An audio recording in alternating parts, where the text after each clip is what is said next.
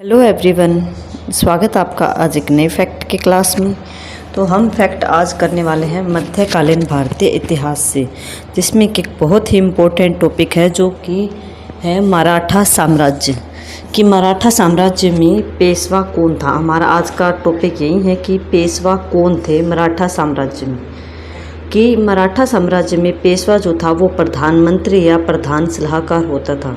कि जो मराठा साम्राज्य में राजा होते थे उनको बोला जाता था छत्रपति। तो छत्रपति की हेल्प करने के लिए जो मुख्य सलाहकार था, या फिर जिसको आप बोल सकते हो प्रधानमंत्री के तरह कार्य करता था, जैसे कि राष्ट्रपति तो राजा हो गया आज की तरह से देखें तो, और प्रधानमंत्री हो गया पेशवा की तरह। तो इसी तरह से जो है राजा के छत्रपति के लिए जो है उस समय पेशवा था, जो कि प्रधानमंत्री की तरह काम करता था। वे पेशवा जो थे वो छत्रपति के अधीन कार्य करते थे, मतलब उनके नीचे कार्य करते थे। आप ये मान लो मोटा मोटा कि छत्रपति या फिर राजा के नीचे जो सबसे मुख्य था वो कौन था, पेशवा।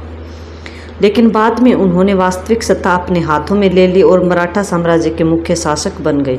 आगे चलकर जो है पेशवा का पद इतना ज़्यादा महत्वपूर्ण हो गया कि उन्होंने राजा की शक्तियाँ जो है वो छीन ली और राजा का पद नाम मात्र का रह गया, छत्रपति का पद, और सारे की सारी शक्ति किसके हाथ में आ गई, इन पेशवाओं के हाथ में।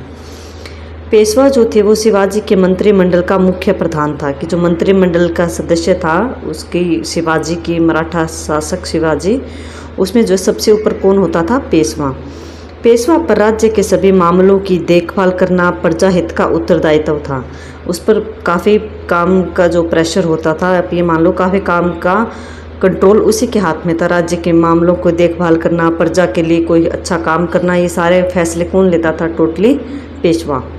राज्य के सभी अधिकारियों पर भी पेशवा का ही नियंत्रण होता था और राज्य के सभी आदेशों संदेशों पर राजा की मोहर, स्टैंप लगने के बाद जो है दूसरी मोहर किसकी लगती थी, पेशवा की।